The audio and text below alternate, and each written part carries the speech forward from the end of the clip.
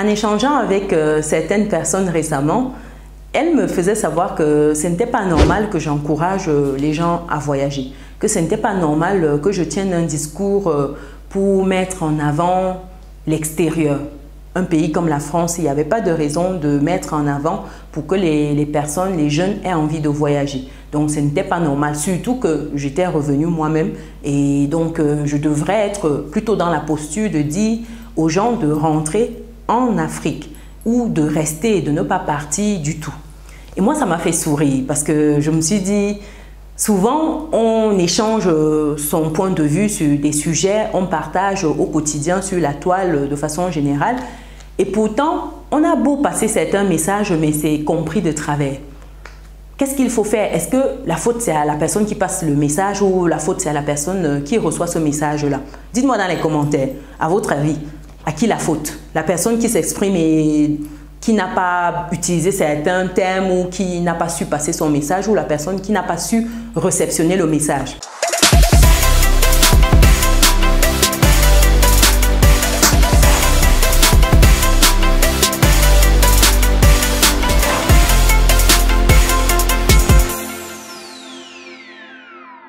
J'ai tendance à dire que les deux sont coupables pour ma part. J'ai tendance à dire que les deux sont coupables. Ça veut dire que la personne qui émet le message doit être suffisamment claire pour que le message arrive à bon port tel qu'il a été émis dans l'intention initiale. Donc, partant de ce postulat, j'estime qu'à un moment, mon message n'a pas été bien compris. À un moment, il n'a pas été clair. Et dans cette vidéo, l'objectif, c'est de clarifier cela. Clarifier dans le sens où je ne dirai jamais à quelqu'un de ne pas voyager, qu'on soit clair là-dessus.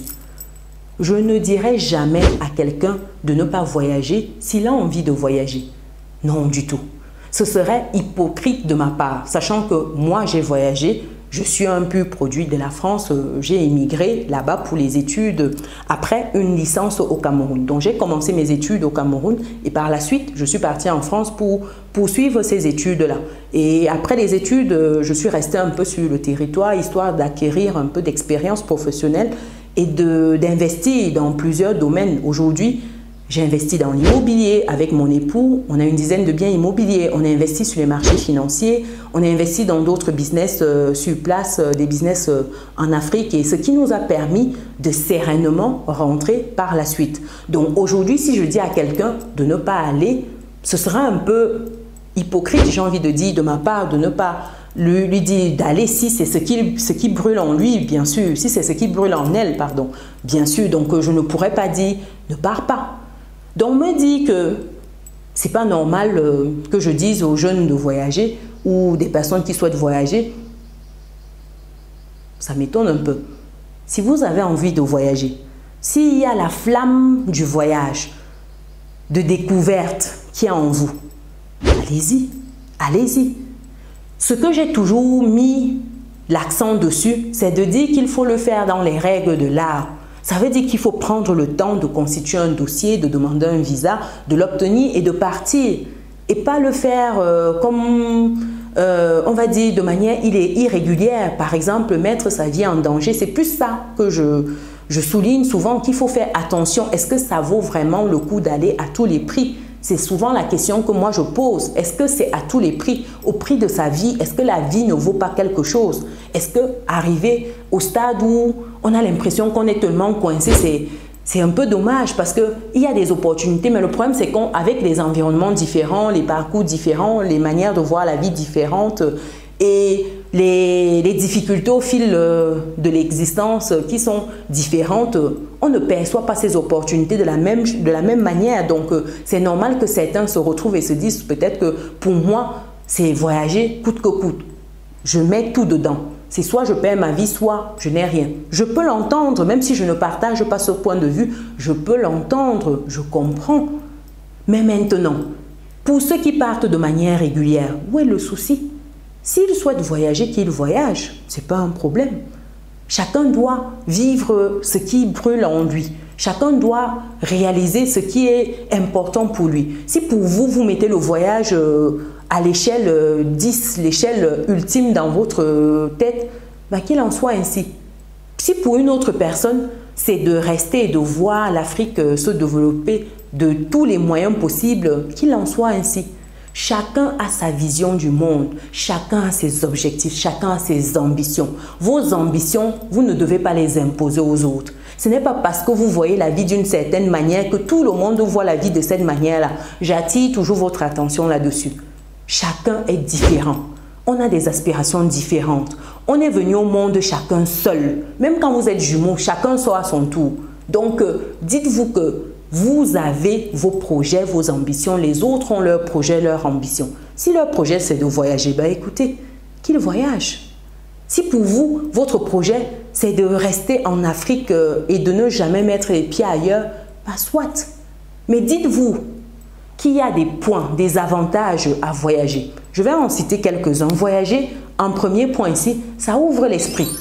Quelqu'un qui a voyagé et quelqu'un qui n'a jamais bougé, ce n'est pas la même manière de raisonner. Quand vous voyagez, vous allez voir ce qui se passe ailleurs.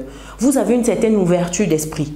Vous êtes plus tolérant, oui, il faut le dire, parce que quand vous naissez dans une ville, vous grandissez dans une ville, vous n'êtes jamais sorti de cette ville, souvent même de votre quartier.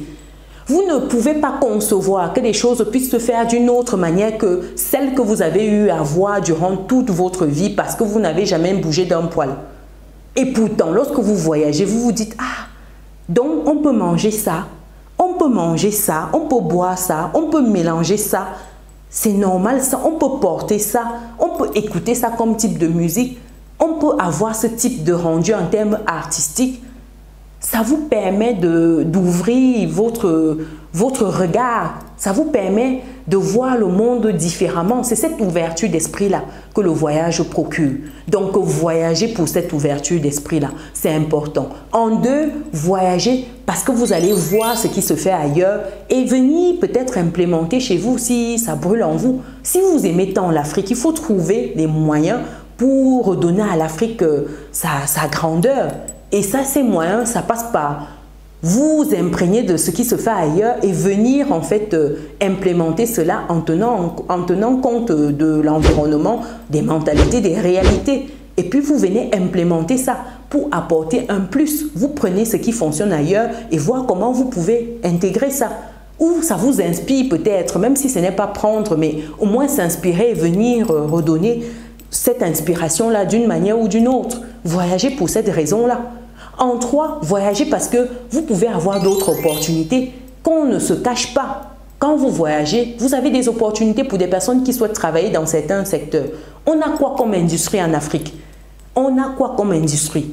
Peut-être qu'il faut voyager pour aller voir comment les industries fonctionnent ailleurs, pour venir intégrer, mettre en place un tel type de fonctionnement. Peut-être pour aller avoir une certaine expérience dans un domaine en particulier et venir avec, comme je disais précédemment. Donc, voyager pour cela, pourquoi pas? Pourquoi pas? Un autre point ici, un quatrième point pour lequel vous devez voyager. Voyager parce que vous avez envie de voyager, tout simplement. Voyager parce que vous avez une envie de découverte, de vous aérer l'esprit, ça fait du bien. Il y a des moments où vous avez juste envie de vous évader, pourquoi pas? Pourquoi pas s'évader à ce moment-là?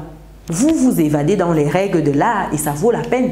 Donc, si vous avez envie de vous évader à un moment ou à un autre, vous avez les moyens de votre politique. Pourquoi pas? Pourquoi pas? Et dites-vous que les personnes qui partent en Occident et qui reviennent, ce sont souvent les personnes qui ont les moyens de leur politique. Ce n'est pas qui veut qui part et qui revient et qui s'installe. Parce que souvent, certains reviennent et c'est difficile, ils sont secoués et après à un moment, ils se disent « mais non, je ne peux pas ». Et d'autres, ils partent et ils reviennent parce qu'ils ont la possibilité de partir et de revenir. Ils ont les moyens de leur politique de manière financière. Aussi simple que ça. Donc, voyager en soi, ce n'est pas un problème. Voyager, ça n'a jamais été le problème. Le problème ici, c'est la vision, c'est les objectifs, c'est le pourquoi du voyage. La question ici, c'est de savoir pourquoi vous souhaitez voyager. Si vous avez votre pourquoi à l'esprit, que c'est puissant dans votre tête, que voilà, vous savez en fait que coûte que coûte, voilà, voyager ce n'est pas un souci. Voyager n'a jamais été le problème.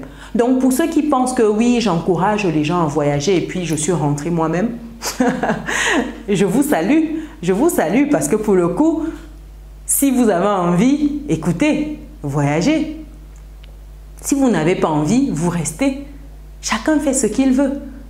Chacun fait ce qu'il veut. Du moment que vous avez les moyens de votre politique et ça reste légal, conforme et que vous ne faites du mal à personne, ça ne nuit en rien à votre voisin, à autrui, écoutez, on est responsable, on est majeur, vacciné, capable. Donc, chacun fait ce qu'il veut.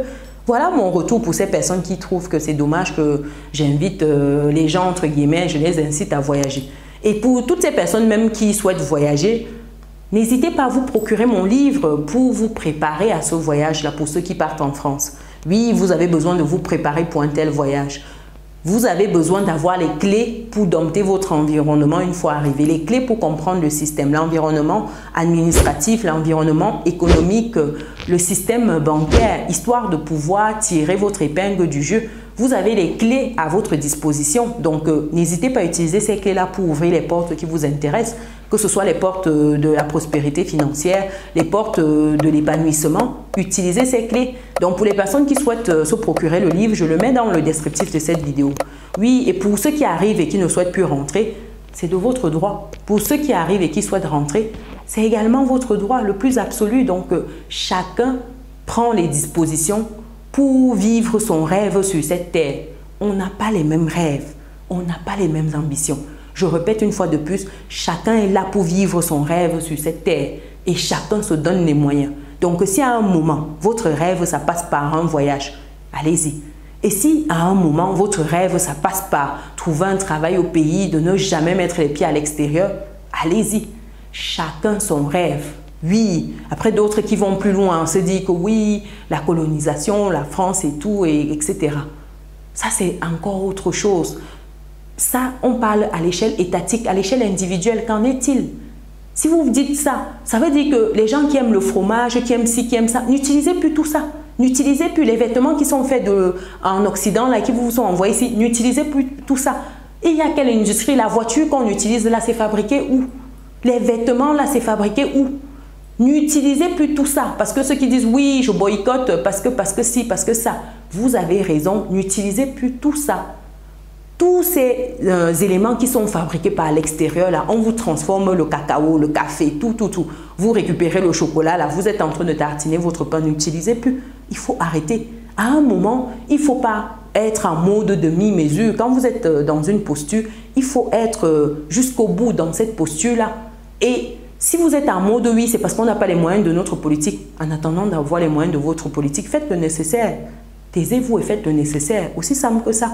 Oui, aussi simple que ça. Souvent, même quand on va dans ces pays et autres, on peut aller, pas forcément parce qu'on a le plus grand amour qui soit, mais on part parce qu'on sait ce qu'on veut au travers de ce départ-là.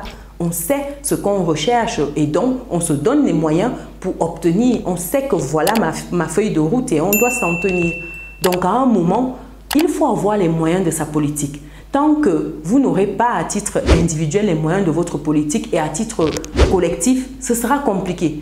On ne pourra être que dans le parler. Il est temps qu'on soit dans le concret et qu'on fasse des choses, qu'on agisse véritablement. Donc, voilà pour cette vidéo. Pour les personnes qui me découvrent, je suis Chimène Nana, je suis maman, je suis épouse, entrepreneur et récemment de retour en Afrique. Oui, j'ai fait mon bout de chemin en France et aujourd'hui de retour à la maison. Donc, pour les personnes qui souhaitent également faire leur bout de chemin en France, vous avez le livre qui est disponible. Et pour les personnes qui souhaitent investir dans l'immobilier, sur les marchés financiers, vous pouvez me contacter. Ce sera un plaisir en fait de vous accompagner dans cette quête-là.